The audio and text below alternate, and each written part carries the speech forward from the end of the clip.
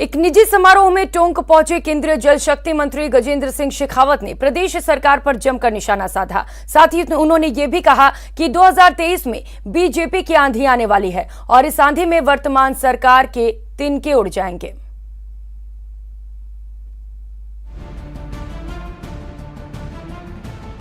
मालपुरा टोडायरा सिंह के विधायक कन्हैया लाल चौधरी की बेटी की शादी से पहले हुए समारोह में टोंक पहुंचे गजेंद्र सिंह शेखावत और सुखबीर सिंह जौनापुरिया ने सियासी बात भी की।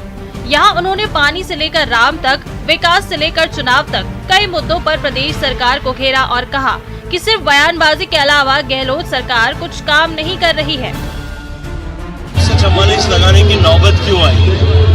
इस भारत में भारत का नववर्ष मनाने के लेकर भारत में राम जन्मभूमि राम जन्म का उत्सव मनाने को लेकर के जो राम भारत के 135 करोड़ लोगों के आस्था का विषय है, उसको लेकर के किन लोगों के पेट में दर्द है, किन लोगों को तकलीफ है और ऐसे तकलीफ वाली ताकतों को प्रश्रय कौन देता है, कौन शक्ति प्रदान करता है, इस बात का जो है खुलासा अब देश के और प्रदेश की जनता के सामने होना चाहिए। बयान दे चुके हैं। मुझे लगता है कि राजस्थान की सरकार को इस काम में सिर्फ बयानबाजी ही करनी है, इस काम को सिरे नहीं चढ़ाना है। इसीलिए वो इस तरह की शर्त के साथ में कि जो देश में कहीं भी जिस नियम के तहत काम होता है उस नियम के विपरीत जाकर के वो इस काम को देश की सरकार से डीपीआर अप्रूव कराने के लिए का बहाना बना करके कि भारत सरकार नहीं कर रही। अब तक देश भर में जितनी परियोजनाएं जिस नियम के तहत 75% डिपेंडेबिलिटी के साथ में हुई है उसमें वो अप्लाई करें। दुर्भाग्य है कि पूरे राजस्थान की रफ्तार धीमी है।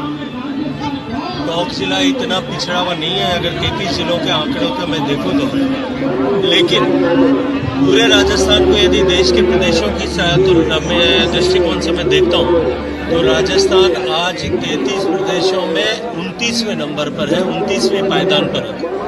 पिछले 2 साल दुर्भाग्य से राजस्थान की सरकार प्रारंभ के 2 साल में कोई काम नहीं कर पाई। निश्चित रूप से भारतीय जनता पार्टी का तूफान आने वाला है और सारे के सारे जो है अब तक के रिकॉर्ड ध्वस्त हो जाएंगे। भारतीय जनता पार्टी एक तरफा जीतेगी। केंद्रीय नेतृत्व के संपर्क में हो आप? तय उसी दिन हो गया था। नई चुनी हुई सरकार 2018 में अपना हनीमून पीरियड भी पूरा नहीं कर पाई थी। उससे पहले ही राजस्थान ने लोकसभा के चुनाव में राजस्थान की जनता ने जो धोखा राजस्थान के किसानों के साथ 10 दिन का नाम लेकर के हुआ था कि हम 10 दिन में संपूर्ण कर्ज माफी करेंगे, जो युवाओं के साथ में धोखा हुआ था, उसका संकेत राजस्थान की जनता ने लोकसभा चुनाव में दिया था। चुन चुन कर हर मुद्दे पर प्रदेश सरकार पर प्रहार करने वाले गजेंद्र सिंह शेखावत यही नहीं रुके।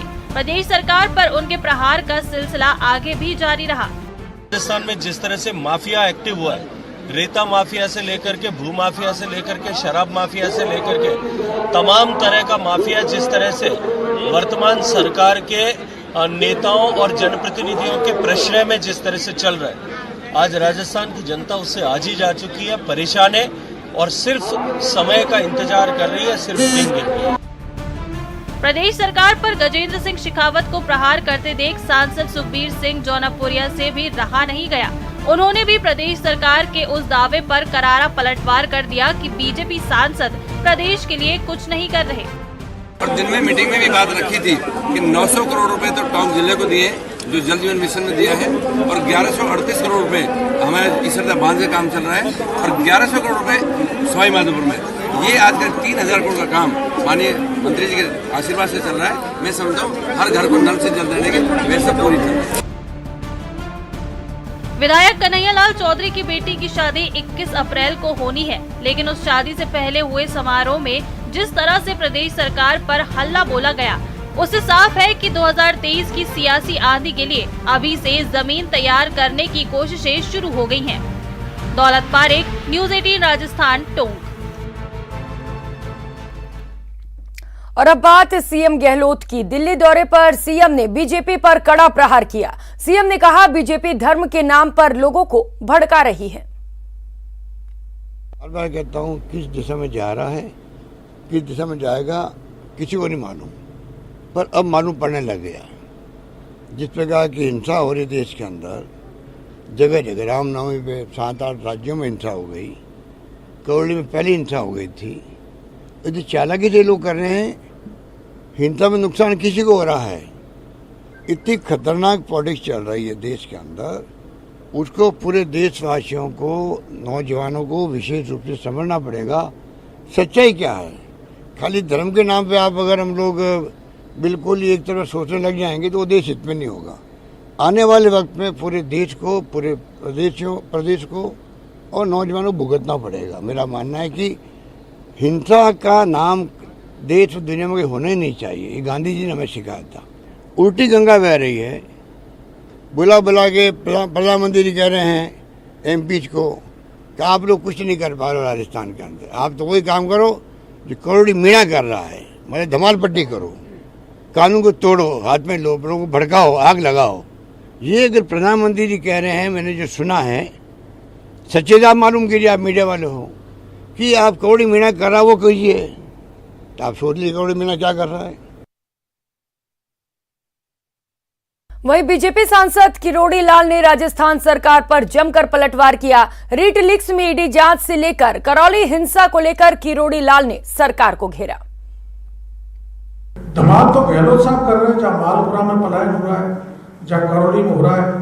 और कल आपने भरतपुर में देखा होगा, सैकड़ों दलित अपना सारा सामान, अपना सारे पशु बनाने का खाना सामान लेकर कलेक्ट्रेट भरतपुर पहुंच गए, जहाँ 14 दिसंबर को अंबेडकर की जयंती नहीं मनाने दी गई, उनको मारा पीटा।